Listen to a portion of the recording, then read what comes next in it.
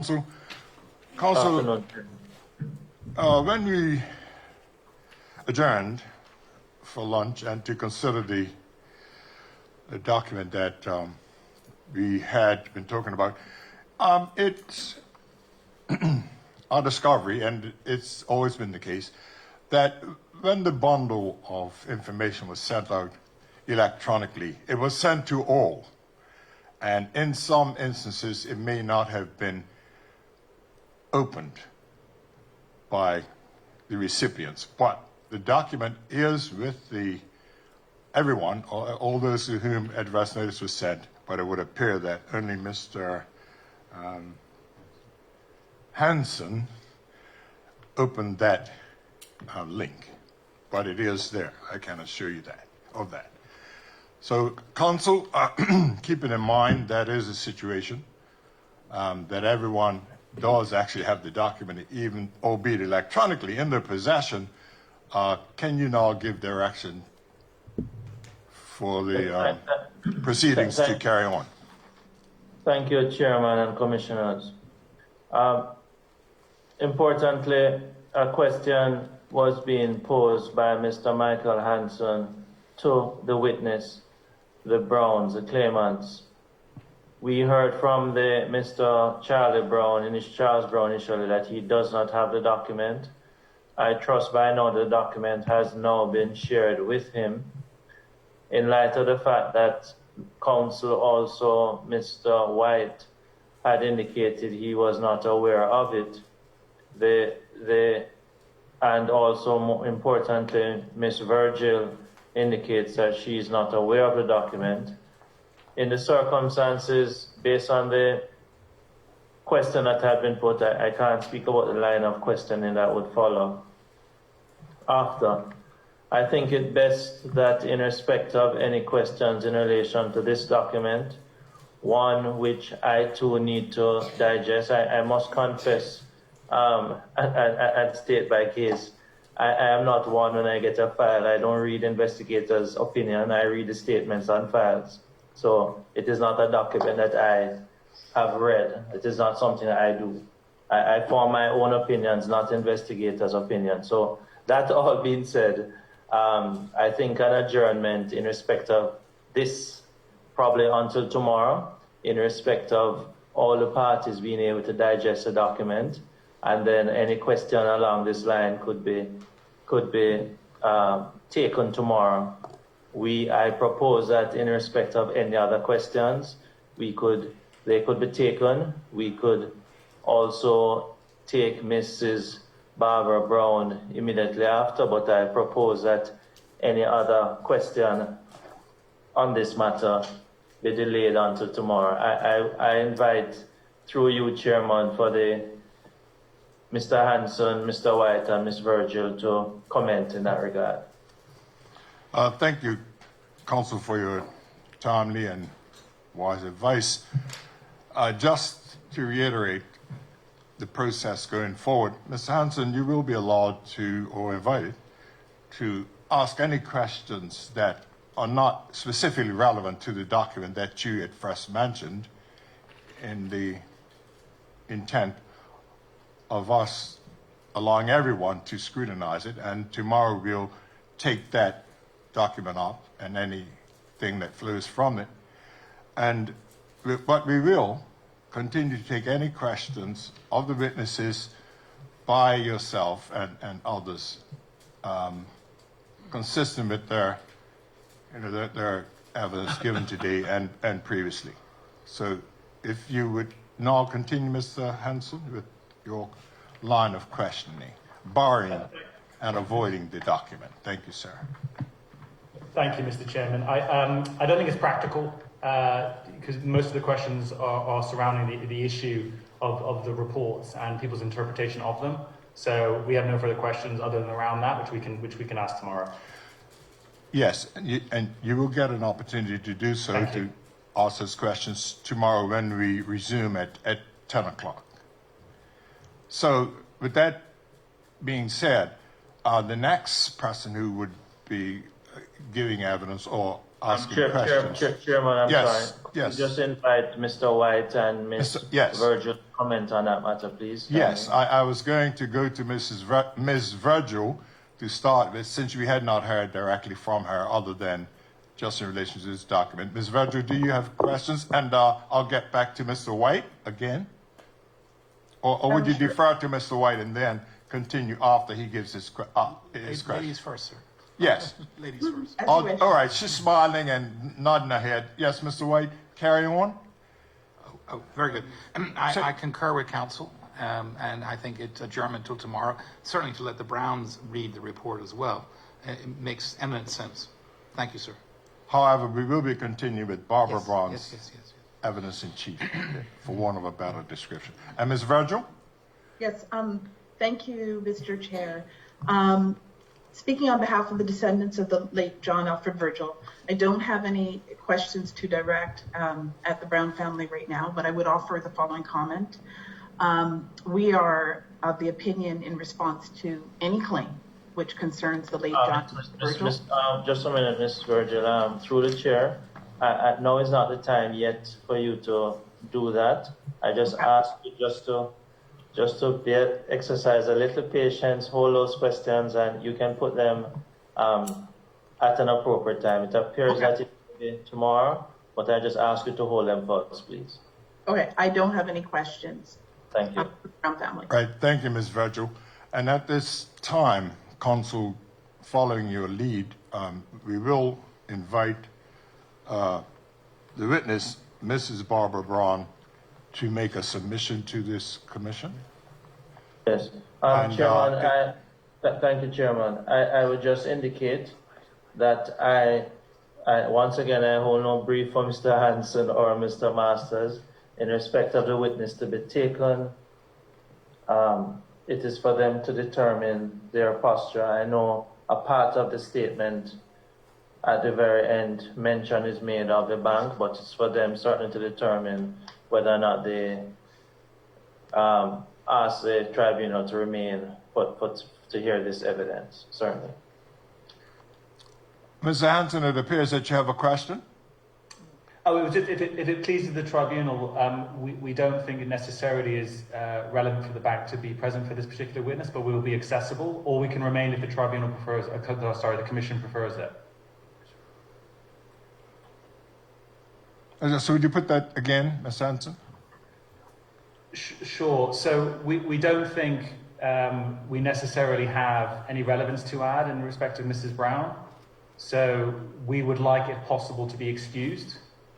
Yes, that's quite appropriate, and we understand your position. Your question will be on the documents submitted by Mr. Adams at the appropriate time tomorrow, and you are at this point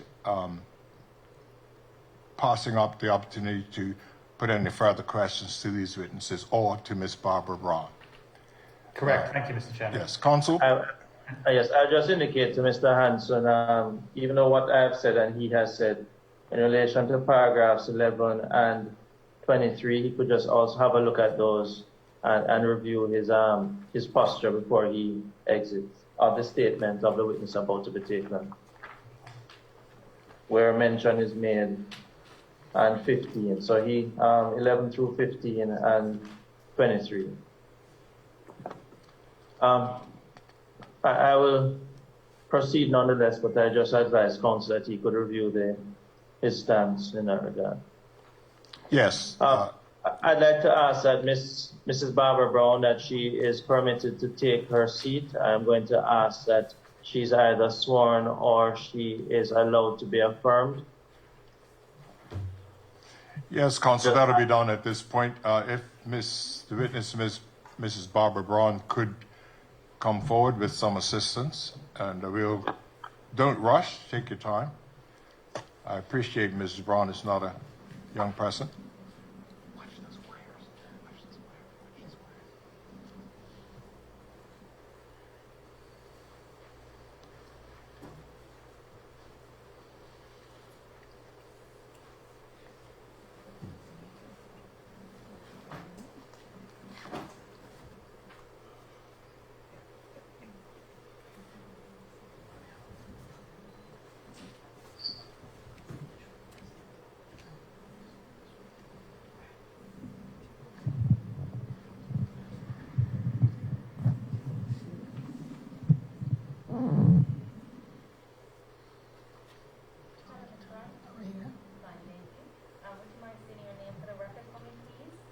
Barbara Lucille. No, I'm sorry. Yes. Could you indicate what is she doing, Mrs. Lister? She's being sworn at this point, and the Secretariat is in the process of swearing Mrs. Braun or affirming No, her.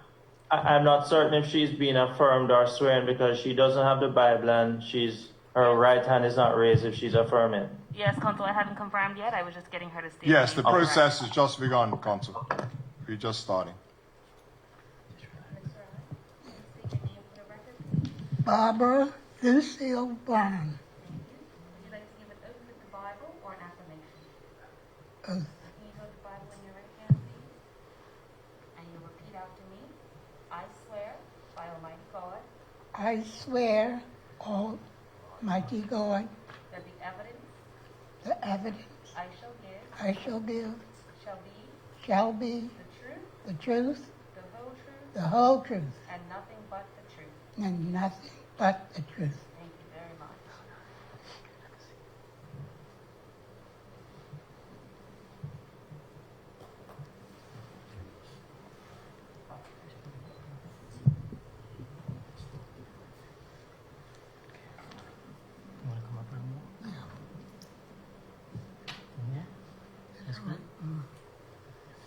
Fix a mic for her.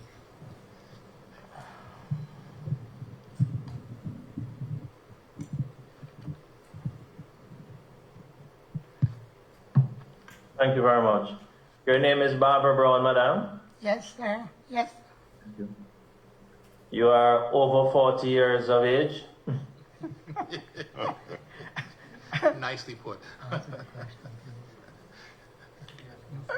Yes, almost 100. Wow. Okay, thank you. You're presently retired. Yes, sir. What parish do you live in, madam? Pembroke Parish. Thank you. Now, you gave a statement to the Commission of Inquiry dated the 25th of January 2021, madam. Yes, I did. And you signed that statement, madam. Yes, sir. You initialed each page of that document, madam. Yes. You have the original of that document there with you, madam. Yes, sir. Are you able to tell us what happened in this matter without relying on the document, ma'am? Sure can. Would you like to rely on the document to give your evidence, madam? Oh, well, that's You can't ask Mr. Charles Brown. You're going to have to he can't help you now in terms of answering. I'm sorry. You just have to answer my question. okay. Okay. Are you able to tell us what is in the statement without looking at the statement, madam? Yes, I can. Okay. But would you like to rely on the statement also? Yes. Okay. Chairman, I know we're relaxing the rules somewhat, and Council, I'd wish to ask that the statement of Mrs. Barbara Brown, dated the 25th day of January 2021, is tendered as an exhibit, as Exhibit BB1. Yes, so recorded, Consul. Okay. Now, no, don't put it up yet. Don't put it up yet. Just a minute. I'm going to ask at this time. I know that you are beside your sons at this time. You can't speak to them, and they're not to speak to you. In terms of the answers you give, they have to be your own answers. Okay, understood, ma'am? Yes, sir. Okay, good. Now, the statement that is in front of you, are you able to read the statement, ma'am? No, Why, ma'am? because I can't see well. Okay. Would you like to ask someone to read it for you, ma'am? Yes, sir. I'd like to ask my son, Charles. Okay. But the document that you have there, you see your signature on it, the signature that you made. Yes, I can see that. Okay. May the witness, Chairman, could Mr. Charles Brown, her son, be allowed to read the statement based on her request? Chairman? Yes, Chairman. Consul, I've heard the question and the request, and it is granted. In the Thank you very much. circumstances. You may, Mr. Chap.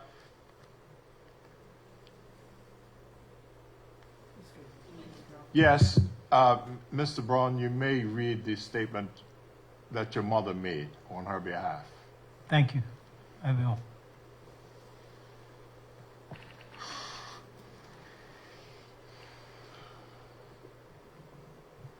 The purpose of this statement is to facilitate communication between the Commission of Inquiry into Historic Losses of Land in Bermuda and myself, Mrs. Barbara Brown.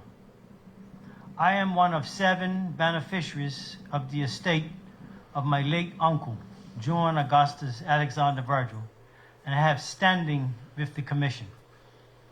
The other 6 beneficiaries are my siblings and cousins. 2 siblings and now 2 cousins, bless Aunt Sylvia. Just follow the written text, please, Mr. Braun. Yes, 2 siblings and a cousin have passed, leaving the 4 surviving beneficiaries whom I am representing. The following is a set of documented memories and experiences that have occurred over the last 49 years during the pursuit of justice regarding the real estate at Spring Benny Sands, Bermuda. These memories are categorized for ease of reference. First category, residents of Spring Benny. 1984, Mr. Kenneth Mayer came to my home in Spanish Point, Pembroke, to discuss his title to the property he lived on in Spring Benny. I asked him if he would show me the deeds to his property he owned with his wife Pam. I wanted to see the title to his property as shown in his deeds. He refused to show the deeds. He said, "If I show you my deeds, then John Swan won't give me any more work." In April 1982, at my daughter Deanna's wedding reception at the Bermudiana Beach Club on South Shore in Warwick, I spoke with Mr. Robert Horton about the matter of clear title to the property. Mr. Horton told me that the neighbors had been invited to a meeting with Mr. Stanford Richardson, who was a representative of John W. Swan Limited. Mr. Horton told me that Spring Benny residents were told by Mr. Richardson that, quote, "there is nothing to worry about and everything is in order," close quote, regarding their concerns about the legitimacy of their property title. I retained the services of Conyers Deal Impairment to draft a letter and send it to prominent Bermudian Mr. Robert Horton, who was a Spring Benny resident. The purpose of the July 14, 2000 letter was to invite Mr. Horton to show his title deeds to the beneficiaries for review. There was no response to the letter. The late Mr. Leonard Edwards, who was a distinguished public servant and former Commissioner of Police in Bermuda. Soon after he passed away in 2005, I filed a caveat with the Supreme Court of Bermuda. This caveat challenged the estate of Mr. Edwards regarding the claim of legal title to his property at Spring Benny. This caveat effectively stalled the transfer of the title of the Edwards property. To date, the caveat has not been challenged by the Edwards family. I placed a legal notice in the World Gazette in 1982 through our lawyer, Mr. Julian Hall, who was providing legal services to the beneficiaries. This legal advice described the land in question and identified all the occupants of the land at the time. The occupants were all advised that the legal title to their respective lot of land was being challenged by us, the beneficiaries. The next category is the Appleby Experiences. In the spring of 1972, Mr. Robert Modia from Appleby, Sperling, and Kent telephoned me to invite the beneficiaries to his office for the reading of Uncle John's will. We all went to the meeting. Mr. Jeffrey Bell, who was dressed in a really nice blue suit that day, read the will. He advised us that Uncle John owned real estate and that we should go to the Bank of Butterfield so the will could be executed. Years later, I telephoned Mr. Bell one day, in 1979 or 1980, I think, to ask a question about the content of the will, and at that time, Mr. Bell denied that he even read the will. On the day of Uncle John's death in 1972, Is that January 1972? January, thank you, Commissioner. On the day of Uncle John's death in January 1972, I went to Appleby and asked to speak with Mr. Robert Modia. He came out to see me, and I told him I was John Augustus Alexander Virgil's niece. Mr. Modia said, "Why come to me?" I replied, "You're his lawyer, and I know my uncle has land, but I'm not sure about any money."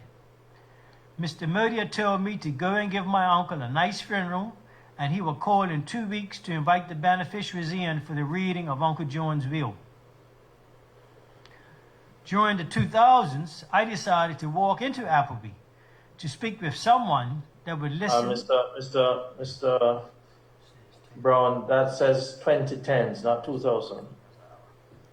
My apologies. Thank you, Counsel. May I start during 2010s, I decided to walk into Appleby to speak with someone that would listen and help with our outstanding claim. Although I did not have an appointment, I did meet with Ms. Kieran Bell.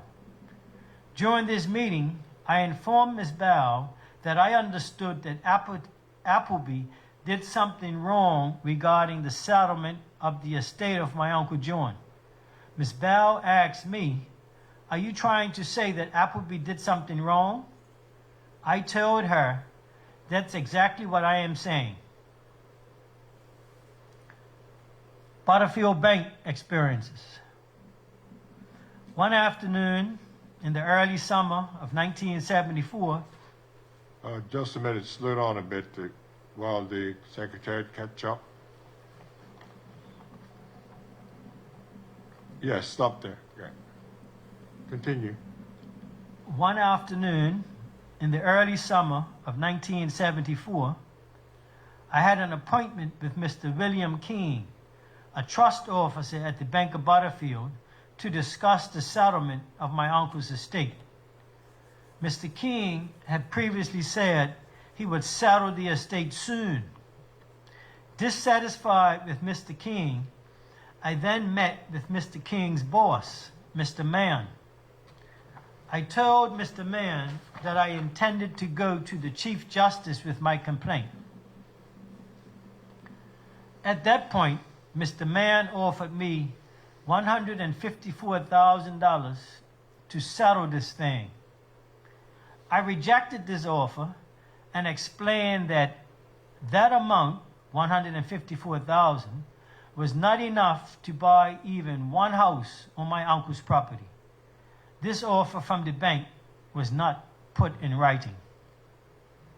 Later that day, I decided to pay a visit to the Chief Justice, Mr. James Rufus Oswald, unannounced. Surprisingly, I was granted an audience with the Chief Justice. After discussing the matter, his legal advice to me at the time was, "You should put a match to those deeds."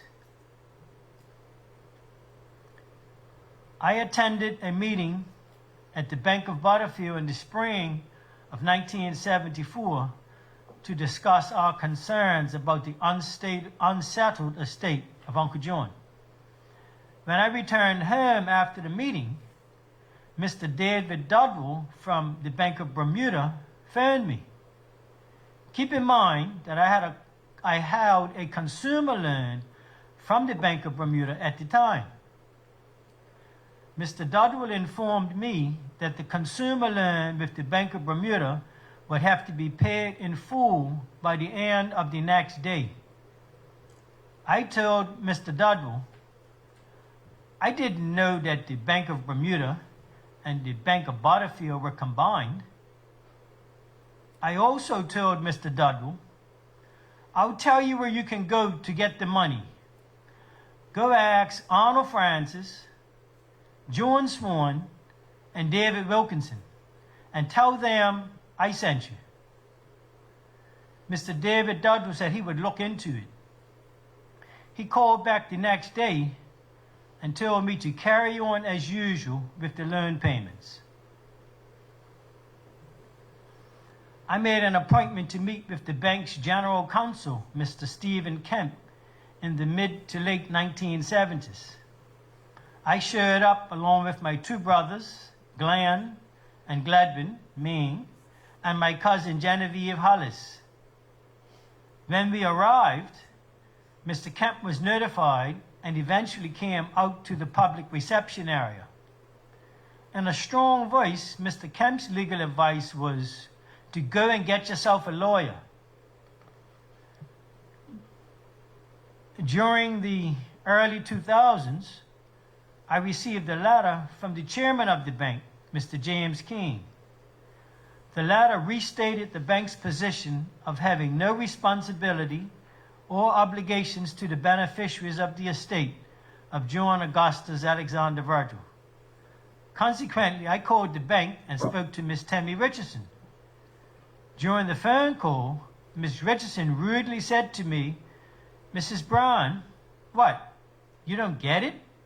Which part of the 1974 Estates Act don't you understand? Experiences with Mr. David Wilkinson.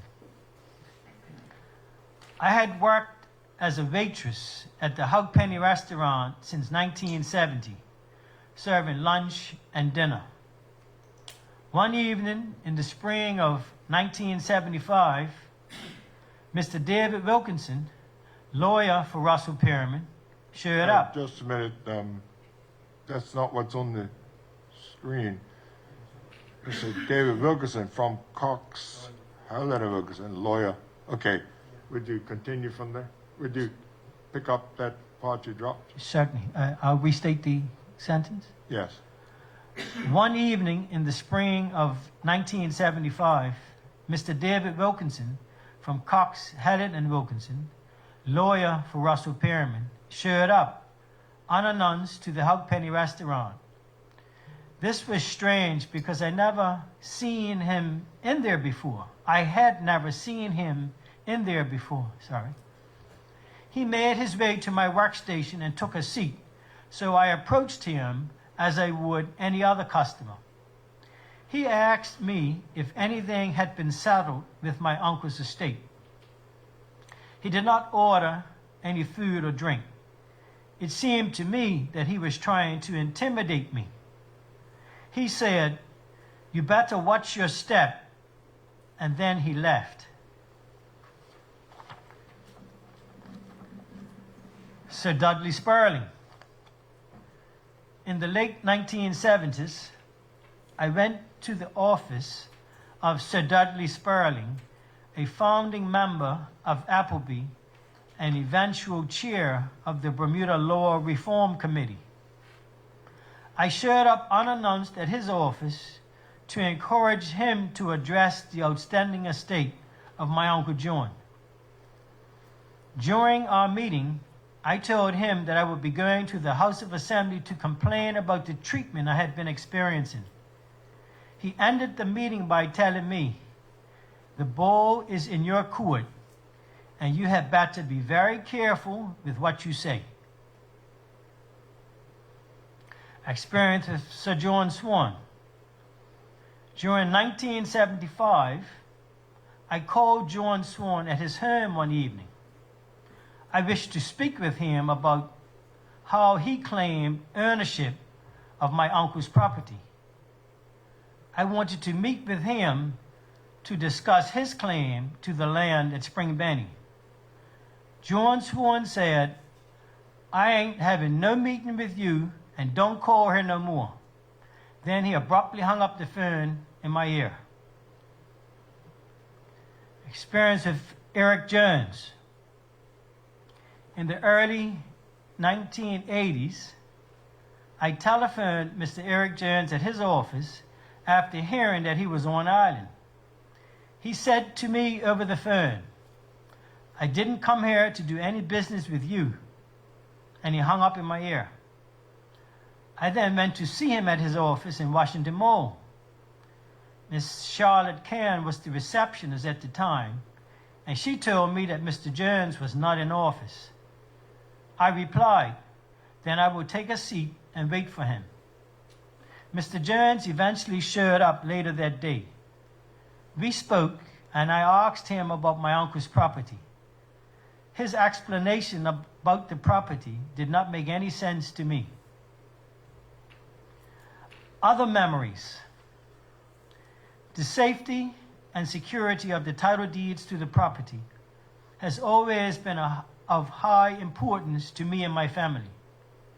Because of the consistent dishonesty, the behavior of the people involved, as well as the critical value of the deeds, I decided to keep them as close to me as possible. In preparation for my daughter Deanna's wedding in 1982, I decided to have a custom-made pouch prepared by a seamstress to hold and secure the title deeds. This pouch, filled with the title deeds, would fit comfortably inside the mother of the bride's dress. Uncle John and his good friends, Mr. Algernon Blakeney and Mr. Kenneth Simmons, used to travel by train or bus to visit the land quite often. He proudly talked about the land he owned and how he intended to will it to his 7 nieces and nephews. When his nephew Gladwin Mean was getting married in 1962, it was suggested by a family friend, Miss Olive Bean, that Uncle John gift Gladwin a piece of his land as a wedding present. Uncle John said, "No, I will leave it all to the 7 of them." Ironically, Eric Arthur Jones, the Virgil family lawyer, claimed ownership in 1962.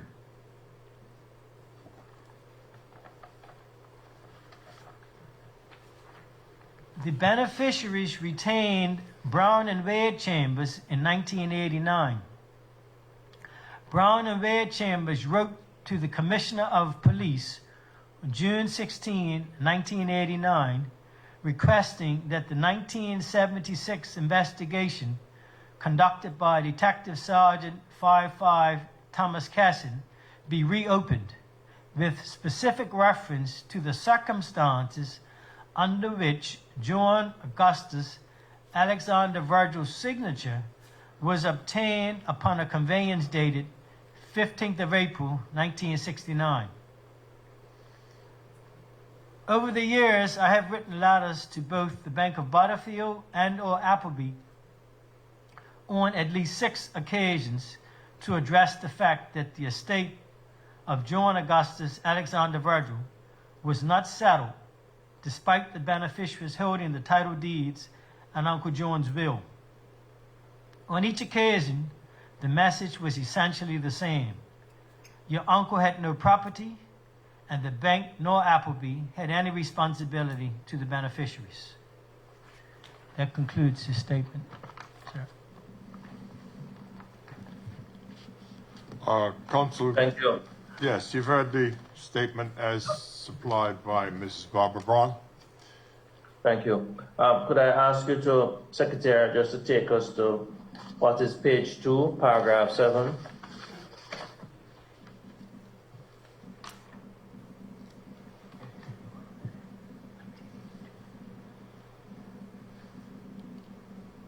Mrs. Brown, in the statement that was just read at paragraph 7, mention is made of a legal notice being placed in the Royal Gazette through your lawyer. You also indicated that the occupants were all advised that the legal title to their respective lot of land was being challenged by us, the beneficiaries. How did you advise them that? How did you do this, madam? Advise them, advise them. Through my lawyer, Mr. Julian Hall, he was the one that advised the people that was on the land. Okay. Thank you. And may I take you to paragraph 6, just above?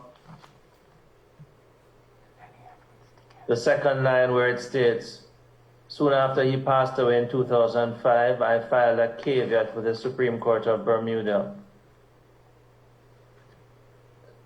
Did you file any other caveats? This here in paragraph 6, it mentions the estate of Mr. Edwards. Did you file any other caveats in the Supreme Court or any other court, madam? No, I just saw the one for Mr. Lenny Edwards. Okay. Is the caveat still in place, madam? No, I took it out in 2019 because they weren't answering it.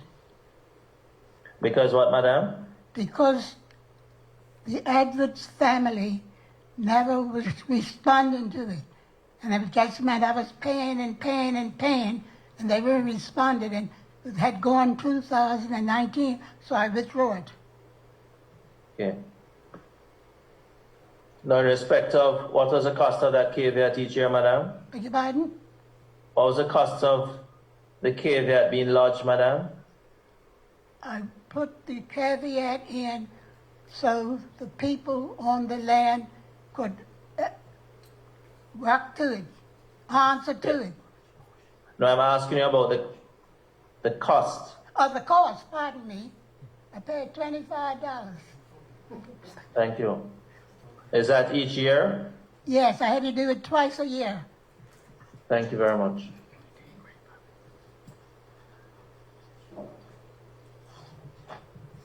Now, madam, you mentioned through your statement that was just read a number of institutions that you approached. The statement refers to contact you had and conversations with residents of Springbenny, Appleby, Butterfield Bank, Mr. David Wilkinson, Sir Douglas Sperlin, Sir John Swan, and Eric Jones. What was the purpose of you speaking to all these persons, madam? Hoping that they would come to a settlement, like my uncle put in his will. Thank you. And finally, ma'am, what does it mean for you being here today speaking about the claim that had been submitted to the Commission of Inquiry by the beneficiaries on behalf of the estate of John Alexander, J-A-A-V as I call it, John Augustus Alexander Virgil, madam? Today is a great day for me and my family because it appears that we finally have somebody to listen to us. Listen, hear us. Thank you. I have nothing further at this time, Chairman. Thank you, Counsel. At this point, those persons to whom adverse notice has been sent have the opportunity to put questions to the witness, Mrs. Barbara Brown, if you so wish.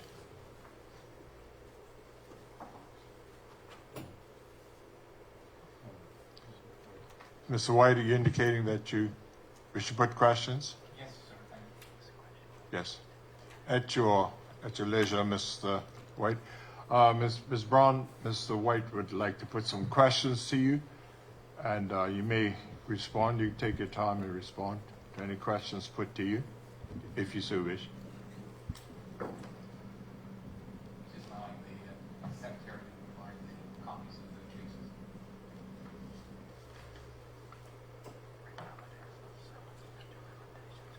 Yes, Mr. White has indicated that he is requesting copies of the statement of Mrs. Brown.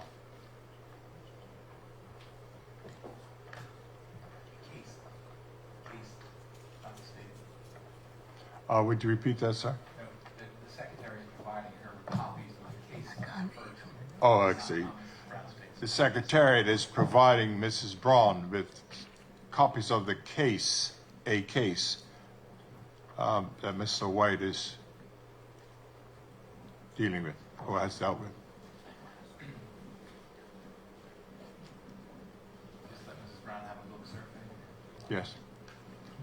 There we go. And at the same time, has the Secretariat been provided with this similar copy? And if we could, if possible, have the Secretariat project that case on the screen so that we can be led through it?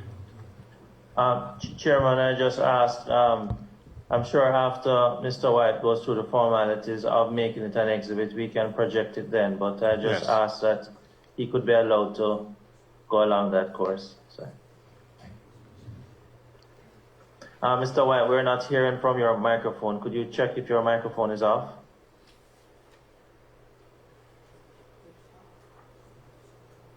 It is not on, so it will be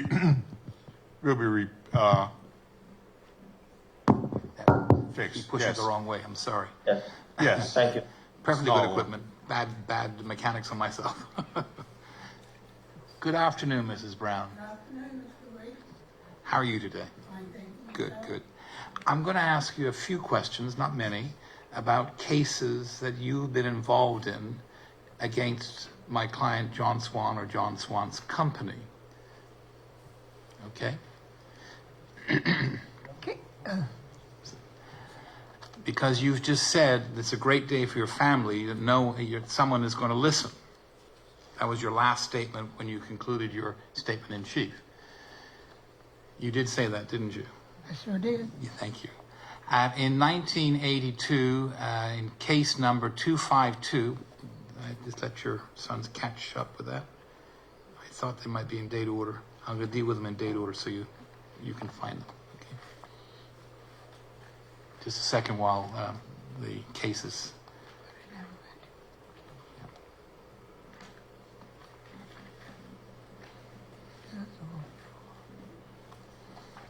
In 1982? 1982, number 252. It's a short document. Those were provided to the beforehand. Yeah. Sorry, they have them. Sorry. In fact, I might have another copy as well. So let me get them out. Yes, Mr. White, I They understand that there are five cases. Five cases, yes. There are 5 cases being submitted, and They were supplied to the commission some time ago, yes, but I have some spares. So let me just give that. Yes, Oh, the they're still Secretariat does confirm that we have had them. The commissioners do have them. We're just seeing if we have another copy for the Brown family now. the witnesses being shown the 5 cases indicated by Mr. White, and the Secretary has indicated that they do have those. Mr. White, is it possible if you just give us the cases perhaps in sequence? Sure. In fact, I was going to do it in date order. Yes. Yeah, we could do a tick off or. Yes. So, 1982, number 252.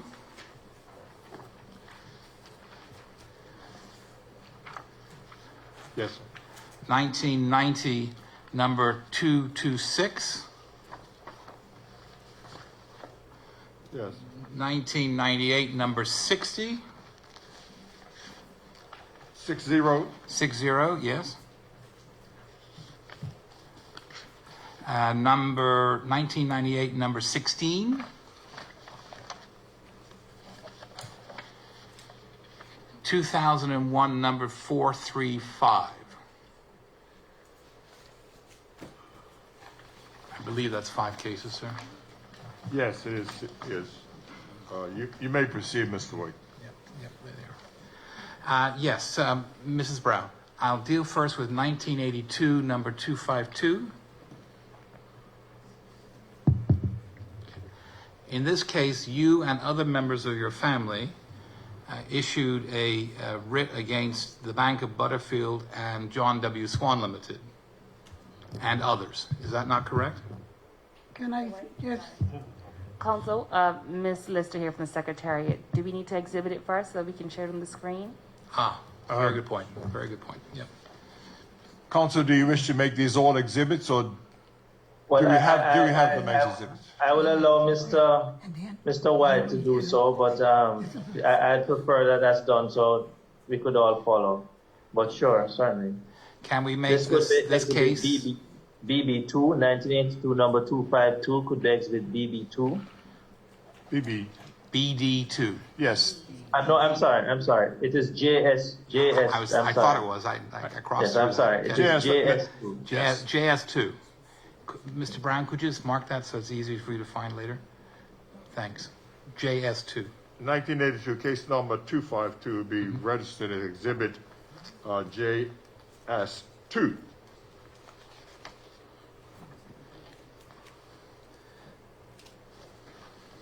So go on. I know Mr. Brown is trying to be helpful, but I think that he has to be careful about speaking to the witness while she's giving evidence. That's all. He's trying to be helpful, but don't want anybody to say otherwise, okay?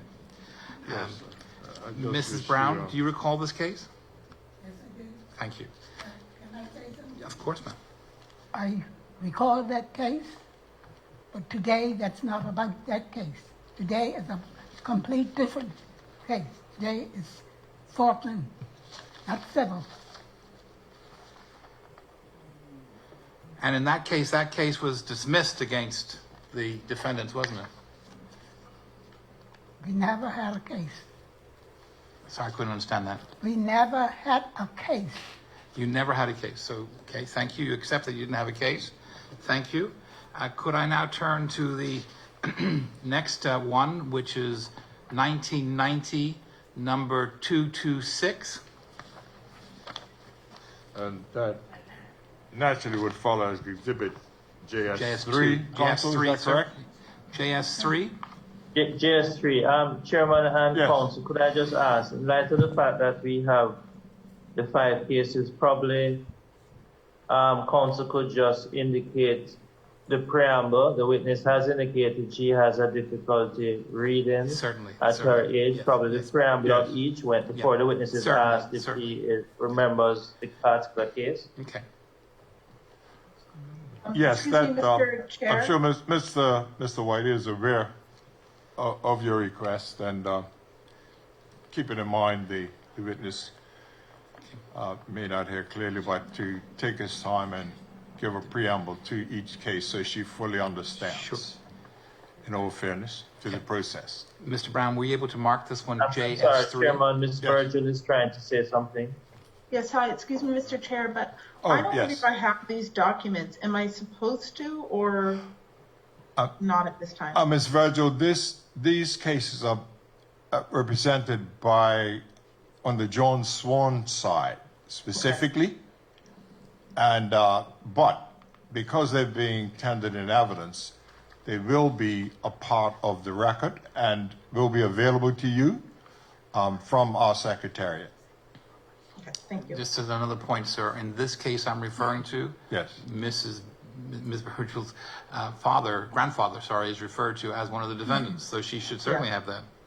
Say it again, sir, as one of the... In the case 1990, number 226, Yes. John Alfred Virgil is the first defendant. And this, And that's Ms. yes, Virgil's grandfather. And Ms. Virgil is indicating by a nod of the head that she is aware of that. That name? No, Chairman, if I could Yes. assist, what I think Mr. White is indicating, Yes. based on the fact that Mr. John Alfred Virgil is named as one of the parties in this matter, properly speaking, Ms. Virgil should have all the documents, just as she has said. So I Yes. just asked the Secretariat to send all of them to her, and also if she has any questions, probably she may defer them to tomorrow or some other time. I think that's what's been communicated, Chairman. And they would be communicated by the usual process electronically?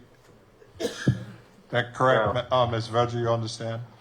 Just fine, thank you, Mr. Yes. Chair. Yes. Is acknowledged by the secretary.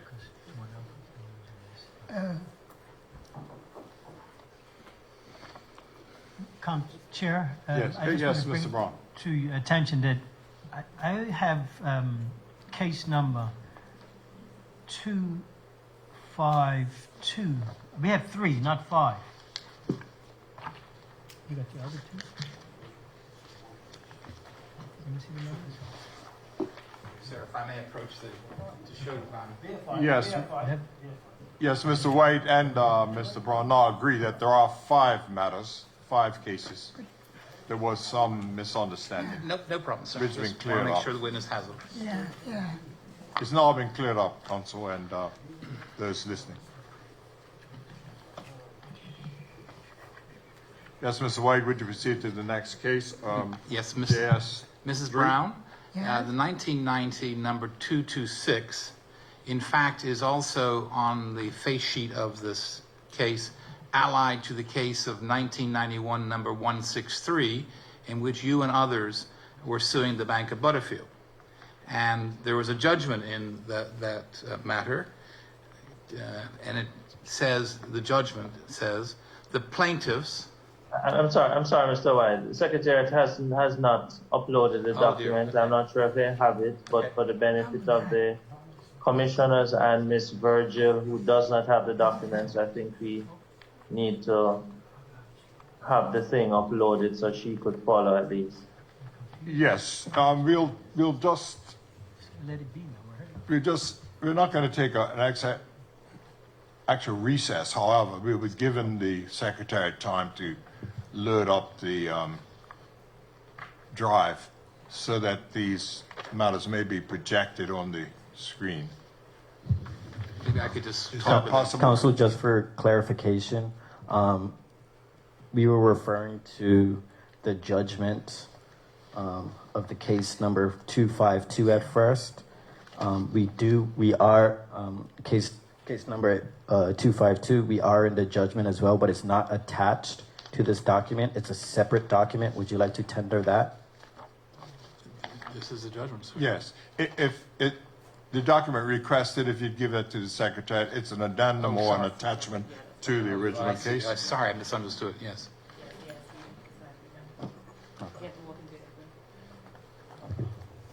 They have it? Yeah. Yeah, okay. Yeah, that's being sorted out, Counsel, for your information, and Ms. Virgil.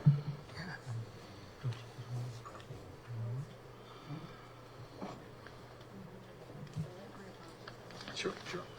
Do you want to take all of it? You want to have to make sure you got everything else? Okay.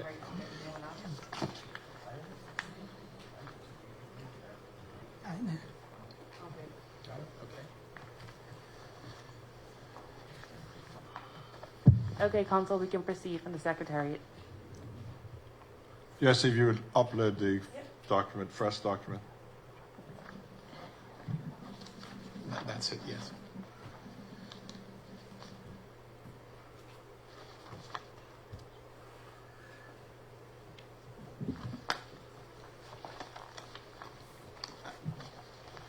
I'm finished with that for the time being, that document. I'm actually on to the next document, which Yes. is JS-3. That was the 1990 number 226. Yes, if the secretary could move on to the next case.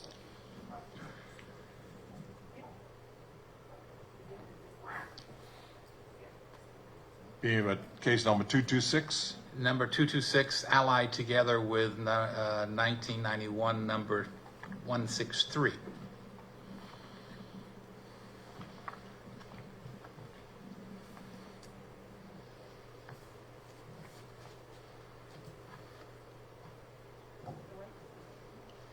That's it. Yes, that's up on the screen now. Thank you.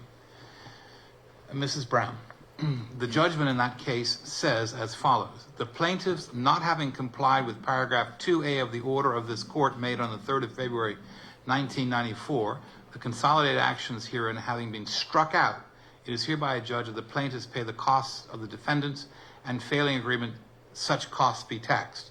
Signed the 10th of March 1994, Puny Judge, Mr. Justice Vincent Mirabux. Do you recall that case? There was no case. But you did take out 2 proceedings that were struck out. It was never heard. That wasn't the question with respect to Okay, Mrs. let me Brown. get the question. Okay. The question, were those cases struck out, as the judgment, which I just read, said? I can see that being it wasn't any case, and we're here today on a complete different case. If you're taking me back where I'm already been. Today is about a fraudulent case. Before it was civil. And that's why my son talks about lyricism, whatever the word's called. I can't sit here and listen to something that I'm already been through and I'm almost 100, listen to it all over again. I want this thing to come to an end. All right. Does she have a moment? Yes, Mr. White, I will advise at this point To just start this morning. that the legal niceties or technicalities may not be completely acceptable or comprehensible to the witness at this point. She did indicate that there was no case. To me, the understanding would be a strikeout would be equivalent. In other words, there was no positive result on her behalf. And the commission of inquiry, we get it. And it is for our benefit that the evidence is being led and we understand quite clearly the results of any judgments. And if you could go sequentially through the matters, Yep. even though you put the question to the witness, and she will respond, no doubt, this commission will peruse the documents and come to It's a concluded. logical conclusion. Mr. Brown. Good afternoon. If I can have permission, could I speak to a few things that were asked of my mother that is not going to relate to her answers per se, but to tidy up something? In all fairness to the process, Mrs. Brown, I would prefer to go through the process of the cases that have been mentioned and presented as exhibits, go sequentially through them. After that, I'll speak with counsel, but no doubt you will be allowed to make some. Thank you. I just want to Yeah, elaborate this on it. process is still ongoing. I understand. You're not barred or stopped from speaking or having a fair say at the end of it. So, but let us get through this process in an orderly fashion. Get through these cases that Mr. White has presented as exhibits, and then I'll entertain any further. Thank you. Maybe the most expeditious way of dealing with it is to put into the evidence the three more cases sequentially, Yes. and then just ask a generalized question, which then is Yes, before you. that would be a better process Very since good, they sir. follow Yep. in the same vein. Yes, Obviously. Yes. And we will have them, or do have them entered in evidence. very good, sir. And we can peruse them at that time, but a Yes. general consensus of what the outcome was will be registered and recorded. Thank you. Therefore, sir, 1998, number 60, I would like to have entered as JS-4. 1998, number 60, JS-4. Yes, Okay. so recorded. Sir, I move on to the next case. There are two cases, is that correct? 1998? Well, there's 1998, number 90, and then there's 1998, number 16, which is actually a Court of Appeal case. All right, I had 1998 recorded, numbers, yes.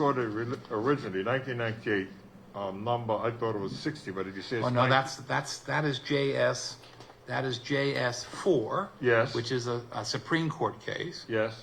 Which is JS4. Then I move on to the next case, which is 1998, number 16, JS5. Yeah. Okay. And in fact, there are yes. three There documents. were two in 1998. Yeah, that's right, sir. And you wish One- to give each case a separate exhibit number? Or you Yes, wish to do that's that? because they're All separate right, cases. therefore, Okay. number 16 of 1998 will be recorded as JS5. In fact, I suspect what they are, sir, is that the 1998 number 60 is the Supreme Court action. The 1998 number 16 is a Court of Appeal action appealing the decision in number 60, if I can put it that way. Correct, I get And that. this consists of 3 certificates of failure to comply with the rules, sorry, 2 certificates of failure to comply with the rules, and then a judgment dismissing the appeal signed by Sir James Aswood, the President of the Court of Appeal. So that's all JS 5. They'll all be tendered in evidence as exhibit JS number 5. JS 5. Correct, thank you. And then I move on to the final case, which is 2001 number 435, which I would like tendered as JS-6.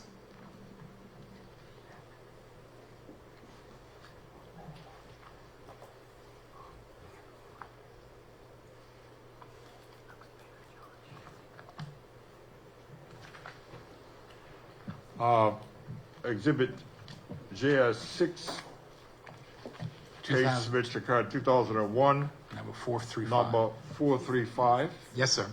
That will be tendered in evidence as JS6. And you wish to do a Yes, preamble to that, or very briefly. These or brief? 2 Supreme Court, sorry, Mrs. Brown? Yes. These 2 Supreme Court actions and a Court of Appeal action you were involved in, were you not, Mrs. Brown? Yes, I was. Thank you. They were, I should just ask a compendium question, then they were all dismissed as well, were they not? I'll take your word. Thank you, Mrs. Brown. Mrs. Brown, in these actions, were you and the other plaintiffs and defendant in one case ordered to pay costs to the other side? Yes, I was. Did you ever pay any costs to the other side? Sure did. You did. Yes, sir. To whom did you pay?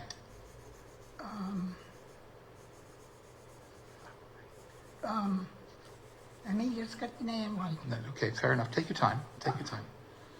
Deal Bernard. Deal Bernard and something. Smith, Bernard, and Deal? At that time, it been Smith, Bernard and Deal. It was My Marshall, time, Marshall, Deal, and Myers? yeah, There something you like go. that. Just to help the One of those people. Yes, Okay. the witness indicates that costs were awarded against her, and they did pay to Marshall, Deal, and Myers. That is her evidence. Now, whether it did or not, sir, that would... That's not my instructions, but I'll That's leave not it. your instructions. I'll leave it at that. Yes, I don't right. wish to And press the point. Yeah. we Yes. as a commission, Yes. we need to just understand the principles. Thank you.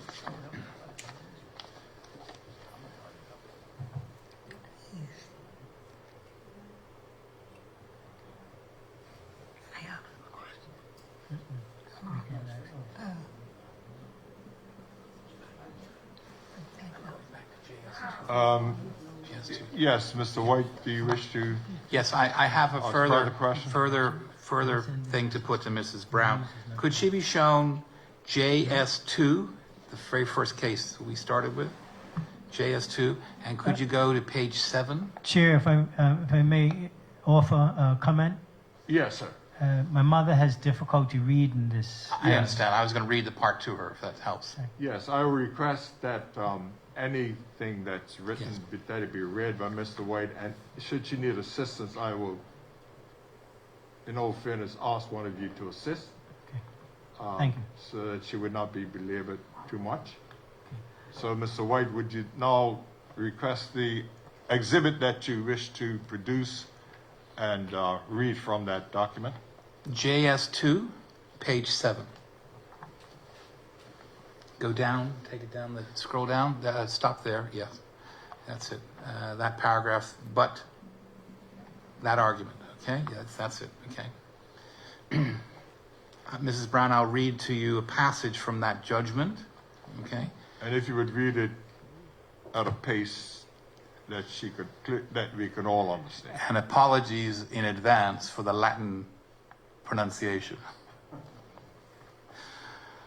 that the argument would be to overlook the maxim omate presumptor legitime facta donec prodector in contrarum, which means in English, Mrs. Brown, all things are presumed legitimately done until the contrary is proved.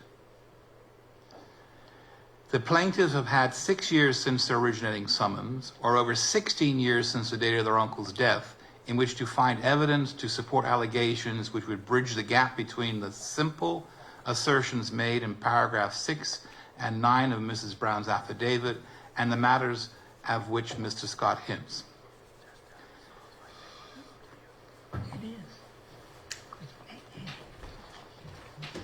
The judgment does say that, doesn't it?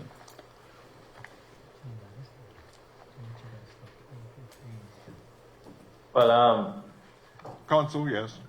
no, I'm just wondering the proper question. Seeing as she can't read it and it is being read to her, she can't say what it says, but I suppose she could agree that that's what was read to her. Yes, she could agree. That's exactly right. But she can't see the document to agree. It actually, you posed a good point. Yes, Ms. Brown, you heard what lawyer Kim White read to you.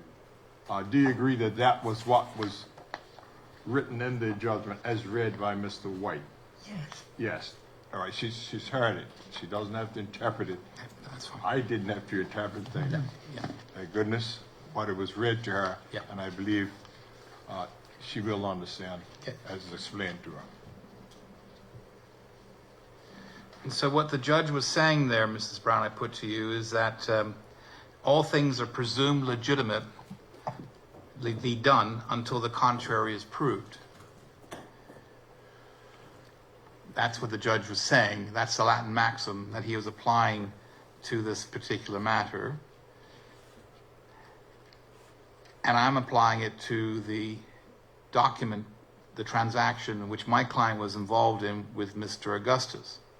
That was, as per the Latin maxim which applies, that was a legitimate conveyance which has not been proved to be otherwise. And I don't know if you want to comment No, I on that. believe that's a moot point. I don't know if you want to comment on that. With respect, I'm taking the position that we want to, we get it. I just want to give Mrs. Brown the opportunity to comment or not. I'm That's up to you. certain her sons will, Yeah. at the end, take her aside and explain to her. I'm trying to avoid any type of, No. I just, but you have to what put would to the appear witness. to be You have to put to the duress. witness. Yes. Okay. Right. Thank you. I have no further questions for Mrs. Brown. Just one second. There's nothing else to ask her. She can't. No. Thank you, sir. Yes. Thank you, Mr. White. And Consul, if you have any questions, or if Ms. Virgil or any other person who has adverse standing wishes to put a question, if you would do it. But Consul, I'll defer to you first of all to make any comments or ask any questions of Ms. Braun. Mr. Hanson could be invited to indicate, and then Ms. Virgil. Thank you. Mr. Hanson? Thank you, Chairman. Yeah, no questions from me. Mr. Hanson has indicated he has no questions for Mrs. Braun. And Consul, having heard that, Mr. Hanson has no further questions, no questions on Mrs. Braun? No, Ms. Virgil, Chairman. Mrs. Virgil, you're invited to put any questions to Mrs. Braun that you wish. Yes, thank you, Mr. Chair. Good day, Mrs. Brown. Thank you for serving as a witness and sharing your story. I had not seen these court documents before, but they are legendary in my family as well, because my grandfather, from what I've learned, had said that he had to go to court at some point, and all of the allegations were dismissed. And he felt, if I'm understanding the family narrative, he felt that he hadn't done anything wrong and was very relieved that these allegations were dismissed at court. I was unable to find these documents anywhere in any of the archives, so I'm glad that they really do exist because they do actually are consistent with what my family has been saying all along. And so my question to you is, you said that these are different. This is a different situation. And my question to you is, even though they were heard at a different time and maybe in a different court, how is this a different situation? Because from what I can see, this is the same situation. It has been dismissed time and again.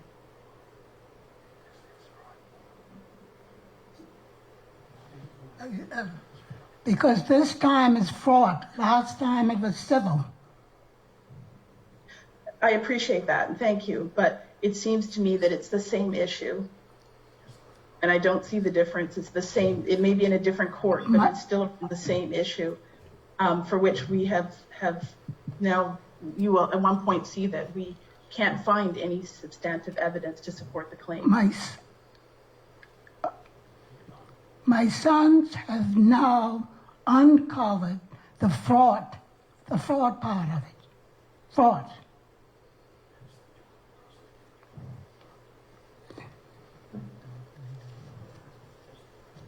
Mr. Chair, I thank you for the response. Mr. Chair, I have no other questions. Chairman. Yes, Counsel. Yes, I have two questions for Mrs. Brown. In answer to questions from Mr. White, you had indicated, Mrs. Brown, there was no case. It was never heard. What did you mean by that, madam? It's the statute or limitations. Yes. So when Mr. White had mentioned the cases to you, he had mentioned what is JS3, and he mentioned where it had been joined with 1991 number 163. He had, in my words, indicated the case had been dismissed. You said statute of limitation. What exactly do you mean when there was no case, it was never heard? What do you mean statute of limitation, madam? Going backwards and forwards to the court and they're saying it's no statute of limitations. All right, thank you. Now, you also, in answer to Mr. White, and also based on what Ms. Virgil has just said or asked you, you had indicated that after JS2 had been shown to you by Mr. White, you said today is not about that case. What do you mean by that, madam? What I meant by that what I'm here today for is a complete different version of the case that was passed by in 82. It was a civil. It wasn't like this is. Thank you. I have nothing further at this time, Chairman and Commissioners. Yes, Counsel. I had said, I acknowledged that all persons who had adverse standing have indicated that they have completed the questions of this witness. However, I was going to entertain a request from Mr. Brown, who wished to say something, and I asked him to wait until the end of the process that Mr. White had applied, that was going through all the cases and all the questions and responses. Mr. Brown, either of you, what was it that you wished to say? You do have standing to speak. Thank you. Yes. Excuse me, Yes. Mr. Brown and Yeah, Chair, sure. if I may interject before we move on. Can I just ask counsel to briefly enlighten the laypersons in this room with regard to any difference between a civil matter and a fraud matter, particularly to the context of what the question that Ms. Virgil was inquiring about and the answer in which Ms. Brown provided. Thank you, Commissioner Stubble. What I would do, short of swearing myself or affirming, I could properly put the question to Mrs. Barbara Brown and allow her to give her explanation because it is her evidence in that regard. I just ask that I be allowed to ask her because it is her evidence. I certainly will.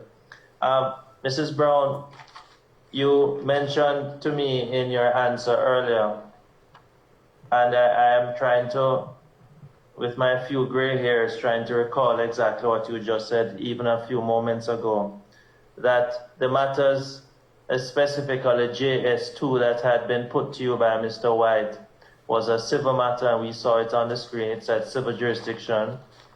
And you then mentioned that today is different because your sons have uncovered certain things. You also said that this is fraud. Can you tell us what you understand the difference between a civil case and a fraud case? A civil case is when you're claiming land. And a fraudulent case is when people write the names falsely on documents. All right. Thank you very much. Thank you for that clarification, Counsel. I think that's rather clear. Thank you.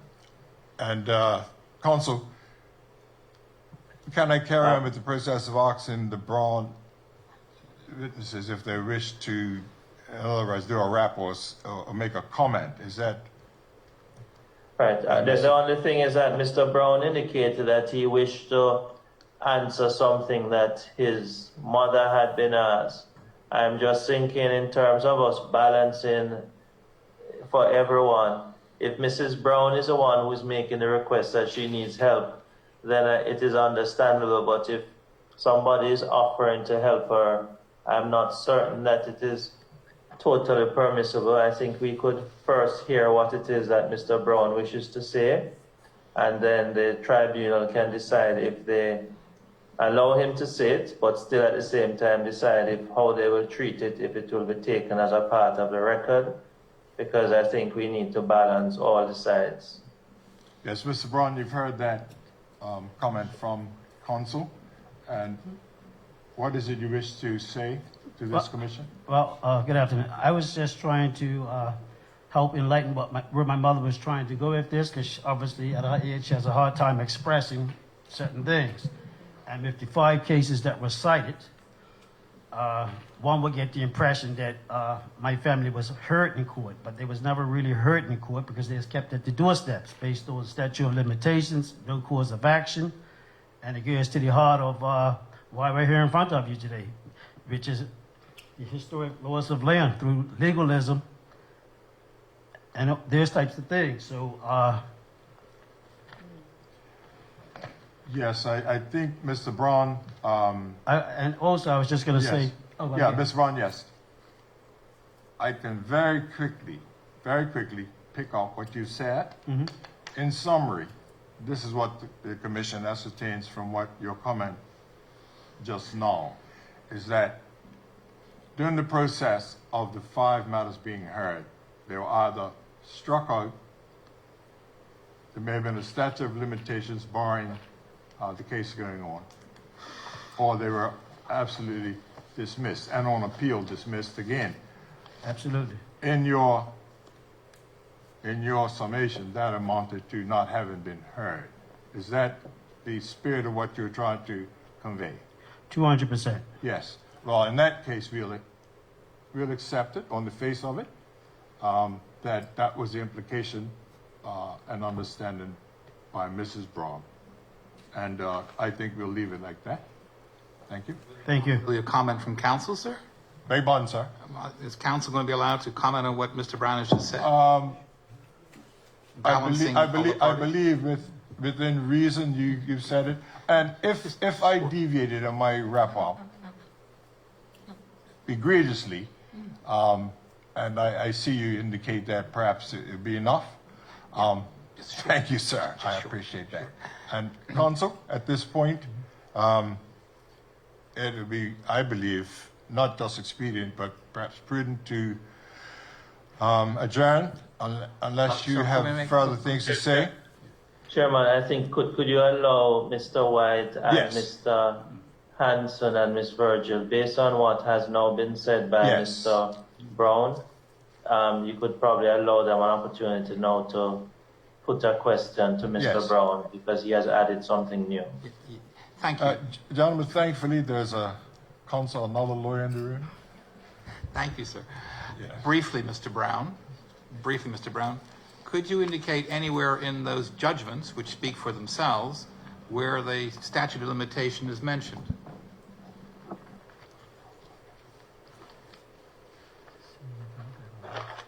I'd have to look at them a little closer, but I know for a fact that these were the reasons cited as to why my mother and the other beneficiaries was never heard. No cause of action. In some instance, there was statute of limitations, and some was because of the court rule procedures. So, like I said, we're here to talk about the fraud that we have uncovered, and the commission is to look through the legalism side of it, so our voices can be heard. Ms. Mr. Brown, with respect, a passage I read out spoke about the failure to proceed, the fact that it was 6 years since you issued your mother had issued the originating summons. Others, you'd failed to comply with orders of the court. Others, you had... But too fast, Mr. White. Too fast, Mr. White. Too fast. Sorry, I do apologize. Yes, please. You can start again. Sorry.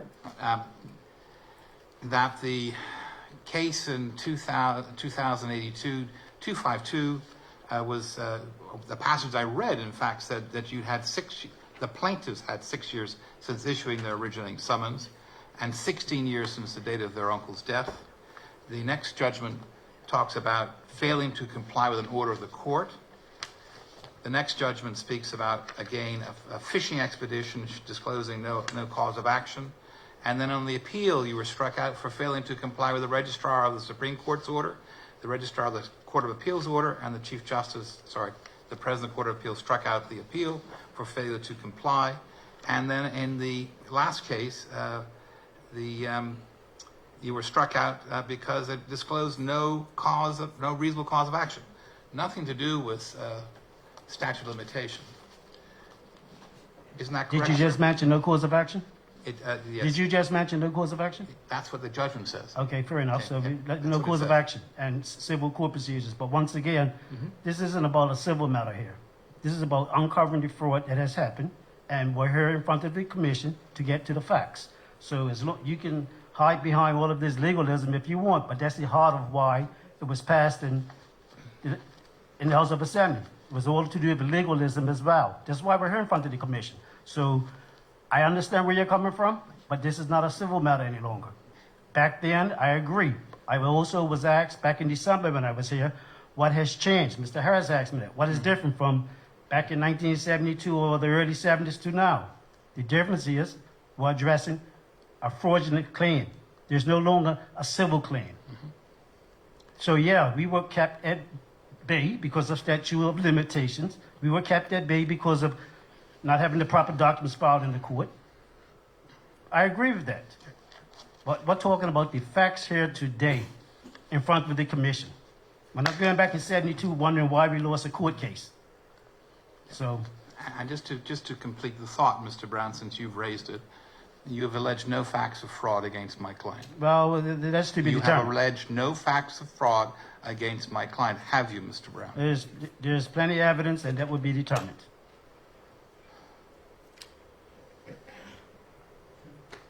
I have a right on behalf of my client to know what allegations of fraud are made against my client. As counsel will tell you, fraud, when it's alleged, has to be particularized with a severe degree of particularity, not a vague throwaway assertion. I am asking a reasonable question, and I think it should be answered. Counsel, We've- I'll defer. Counsel, I understand that with the, as I said, added commentary of Mr. Brown, a can of worms perhaps has been opened on the issue of fraud allegation of fraud being brought before this commission.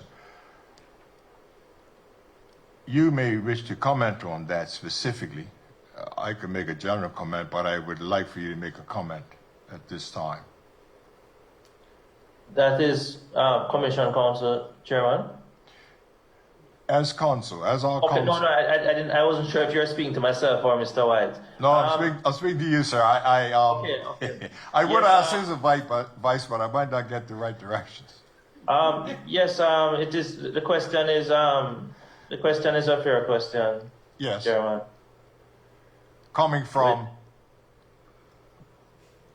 Mr. White to Mr. Brown. Yes, it's a fair question. And, Yes, you asked it's where one is that- the element of fraud indicated? Yeah.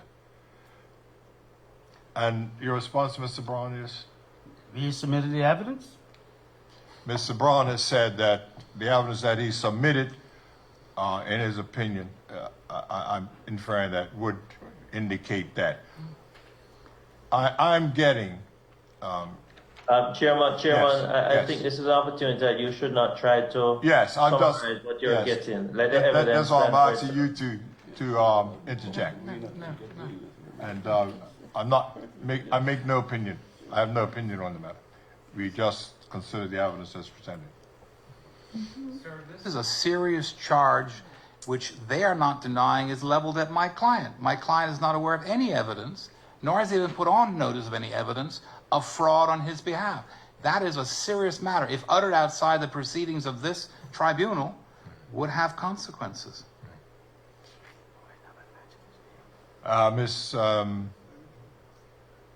We have a response from Ms. Virgil as well. Yes, please. Thank you, Mr. Chairman. Mr. Brown sought to educate me around the differences between a civil case and a fraud case. I've looked it up. Those are not the definitions. This seems to me that this is an allegation of fraud. It has not been evidenced in any of the documentation so far. If this is what we're here to speak about, I'm sorry. it must be withdrawn. It must be withdrawn. Chairman, respectfully. Yes. If Brown, if you're going to be asking questions, I don't mean to say you can do this, but if you're putting a question to the witness, it should be done. But rather than just saying something just by way of comment, that probably is not procedurally the best way to do it.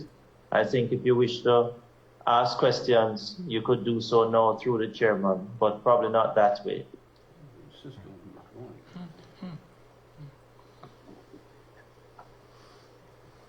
All right, Counsel. At this point, I have, the Commission has taken note, and it is on the record of Mr. White's reservations and comments, Mr. Brown's comments, and we reiterate, this is not a code of law. It's not a code of law.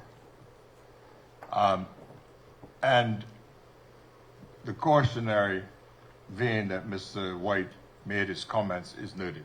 And Mr. Brown, you may wish to note that. And I'll just leave it like that. But unfortunately, Mr. Chairman, that leaves my client hanging out in the wind. These comments are on the record. There is no proof.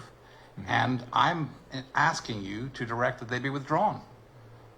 I was very specific about asking about allegations of fraud against my client. They may make allegations in their other evidence against somebody else, but I'm asking about my client.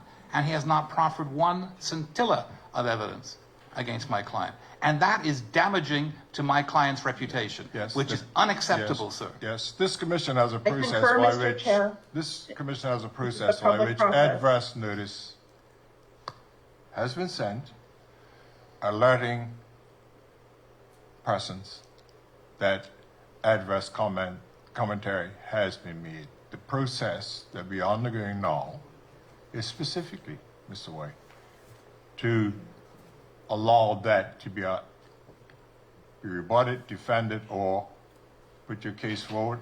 And this process is the process as required by this commission. That is exactly why I'm asking, sir. How can I rebut something I don't know anything about? How can my client comment on something he knows nothing about? Where is the evidence he is involved in something fraudulent? And how can we rebut it if you don't know what it is? It is patently wrong.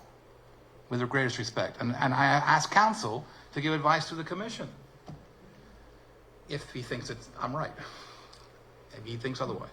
Counsel, the question has been put directly to you at this point, and if you wish to respond now, or if you want to do it later on, after we've heard more evidence, it's up to you. It's your choice, sir. No, I'll be Chairman, the question posed by Mr. White is one that he's entitled on behalf of his client, and it is one that the Browns should be, it could be redirected to them. If they're the ones who require time to answer, then they're the ones who should be given time. But it is a question, and Mr.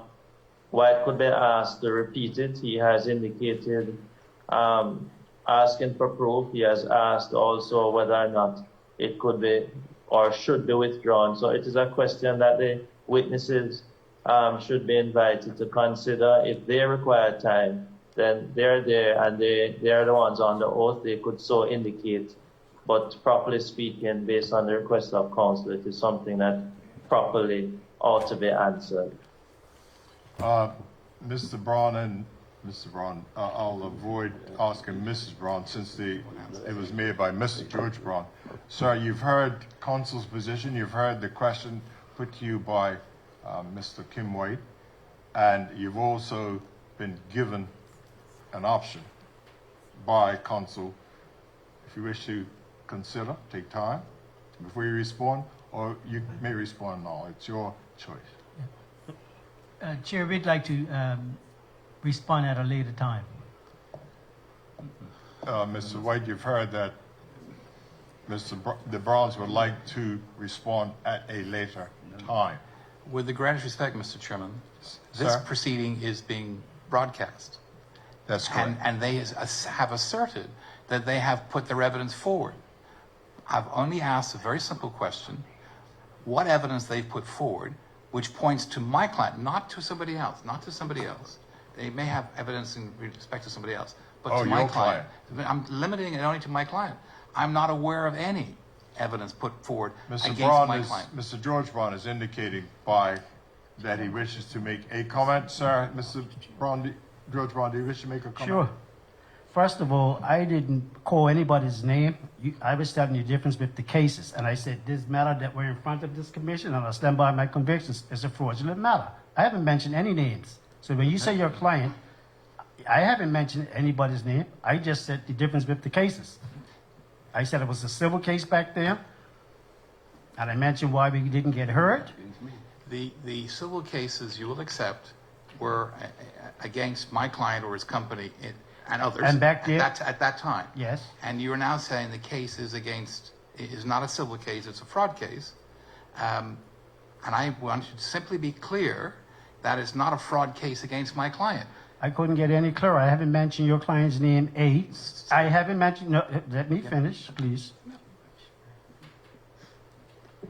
I was agreeing with you, sir. I understand. I understand. I haven't mentioned your clients. I haven't mentioned anybody's names. But you understand my concern. This is being broadcast and be broadcast across the news media that my client's being accused of fraud. I understand. Can you confirm that he's not? All I'm going to tell you, we're speaking to the truth, and I haven't called anybody's names. I've asked a direct question, Mr. Chairman. He's And my refused to brother answer. said we need more time in that regard. I'm telling you, I haven't called anyone's names. And at what cost to my client's reputation whilst you overnight and think about it? Mr. White, you may wish, and I'm not here to direct you specifically, to put a specific question, to request a specific answer. I mean, I've been in courts and served you, and it's your wish. Sir, I thought I was You are in the position to ask specifically the question about your client. If you wish to do so, fair enough. If you don't, if you wish to leave it hanging, open, speculative, it's also your choice. Not to be argumentative, sir, but I think I've asked it 3 to 4 times specifically. Right. There is no allegation of fraud against my client, is there, Mr. Brown? That can't be more specific than that.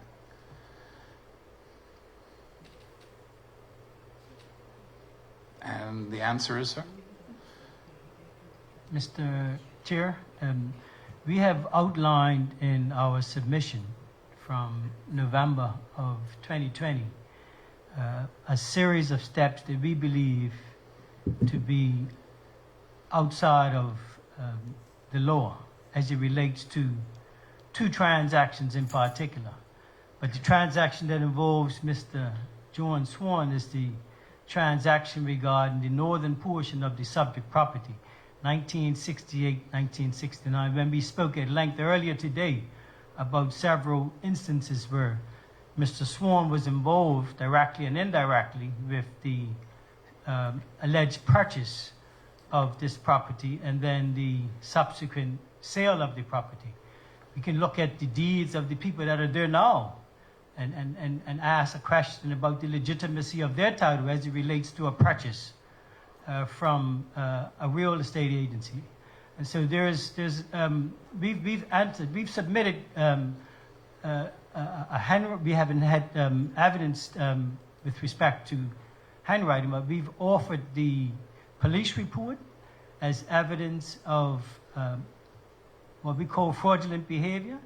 We've offered some evidence within the Bermuda Caribbean report, which speaks to what we believe to be fraudulent submission on behalf of parties named to the planning department. And so we've submitted, but we haven't consolidated it and focused it on Mr. White's client as he's requested today, which is the reason we asked for some time to pull that piece together, because what we've submitted speaks to the transactions over in those two periods as opposed to a specific focus on any one individual at any given time.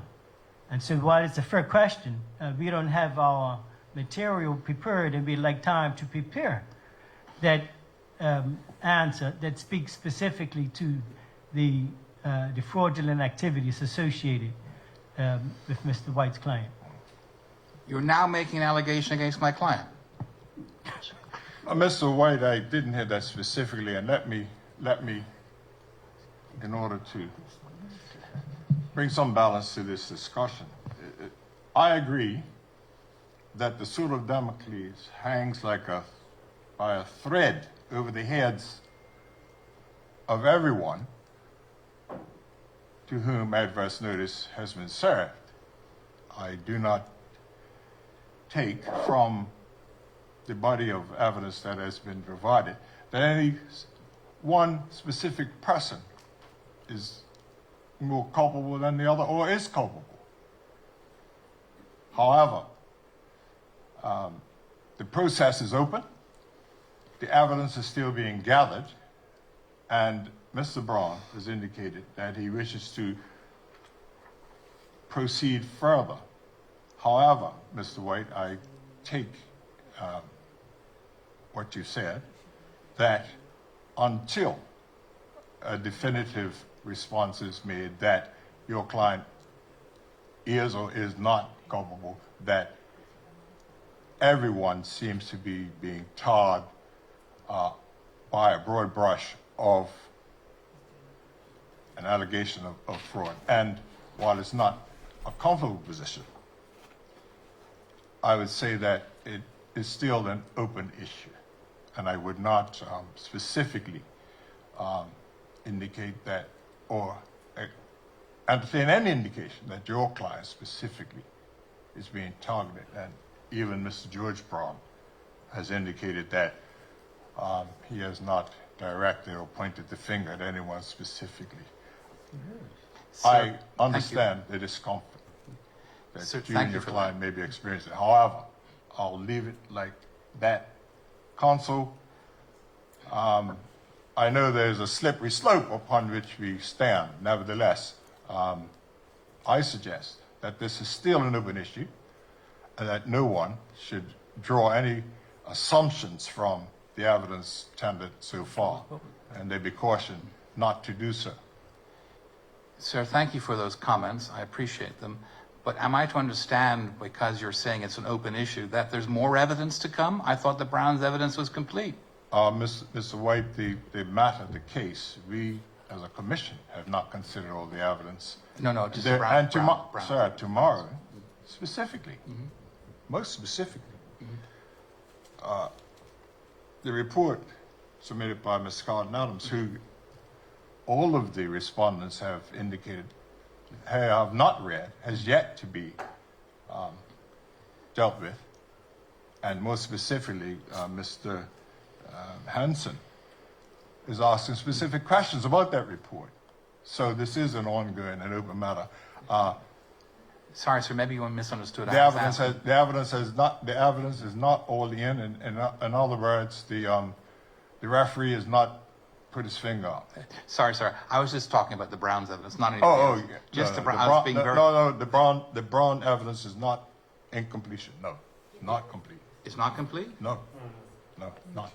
There's another witness? There's all the evidence to be provided. No, the Brown family evidence, not other evidence that being called, because my client has yet to give evidence on that issue. But I'm just talking about the Browns. Are we to expect more evidence from the Browns now? It may well be, Mr. White. It may very well be. They can be recalled at any time. Yes. This process is a fact-gathering exercise. There's no deadline, a cutoff point at which a person's evidence is conclusive that can be recalled. I mean, people cannot, no witness can simply make allegations or assertions which are not rebuttable. And should there a rebuttal be requested, it can be. I'm grateful. Yes. And I wish for anyone anyone within hearing that this is an open process and an incomplete process. Counsel, I'm calling on the referee.